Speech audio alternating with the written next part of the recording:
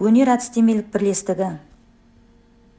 Әдістемелік бірлестік тақырыбы жаңа шеберлік ақпаратты технологияны қолдана отырып, оқушылардың жаңа идеясын жетілдіруде шеберлік қабілетін дамыту әдістері. Әдістемелік бірлестік мақсаты жаңа шеберлік ақпаратты технологияның тиімді әдістерін қолдану кезінде оқушылардың жаңашыл идеяларын жетілдіру.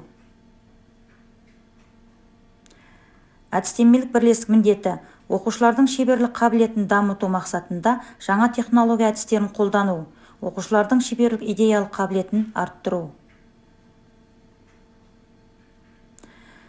Әдістемелік бірлестікте 12 мұғалім жұмыс істейді. Көркем еңбек пәнінен 9 мұғалім, ән күй пәнінен 3 мұғалім бар. Әдістемелік бірлестік жетекшісі Әбилова Алима Таукеновна.